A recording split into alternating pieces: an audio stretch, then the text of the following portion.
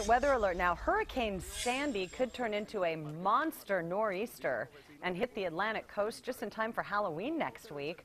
There are hurricane watches along the southern coast of Florida tonight. The late season Category 2 storm ripped across the Caribbean today.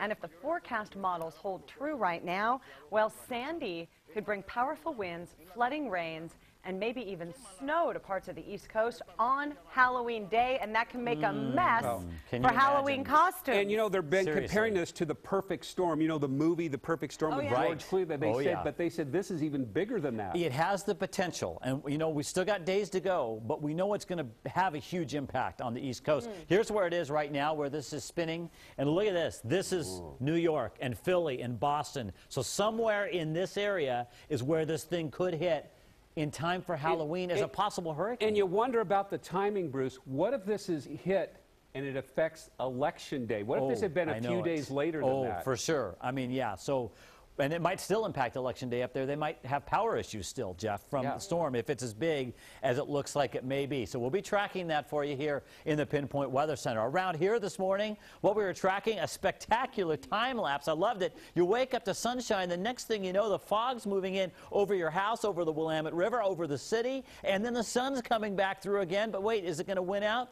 The fog or the sun? Which one's going to win? And you know how this goes at the very end of our time lapse. Look at that. The sun won out, at least for a while. So partly sunny skies today. Did you enjoy the dry weather? Would you believe technically today was not a dry day? We had 3/100 of an inch early this morning, just after midnight.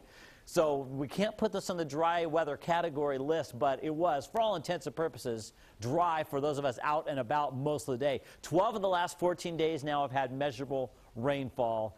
And, of course, we all know about that. Okay, low temperatures today, 40s most places, but where we had clearing like Aurora and Hillsborough and Scappoose, down to the 30s this morning.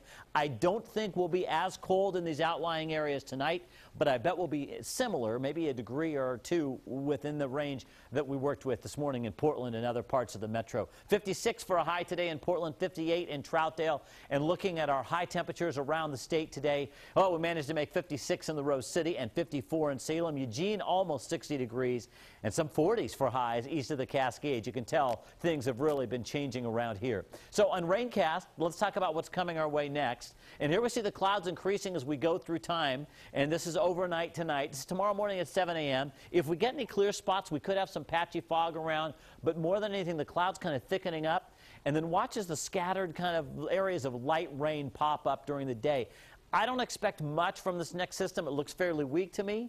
And if you look at this as well, just rain, mainly over the Cascades. The snow levels about to do their thing. You know, where we get all excited about the start of the ski season, right? It's going to be an early one, and then next thing you know, it's raining on Mount Hood. I'll break down more of that coming up at 5:30 tonight, in our next half hour. Now, this is Saturday morning, though, and as we look forward, look at this. This is Saturday morning at 10 a.m. One of my neighbors said it's always raining when you look out the window at 10 a.m. on Saturday. I think that's going to be the case this Saturday. And then look at this, rain, you know, much of the day. Now we're into Sunday here, so it does look like after today's dry weather and the break that we've had and, you know, just a few occasional light raindrops tomorrow, we're going back to wet weather as we get into the weekend. So highs about where they were today. I mean, low 50s at the coast and here in the I-5 corridor, 40s and 50s east of the mountains.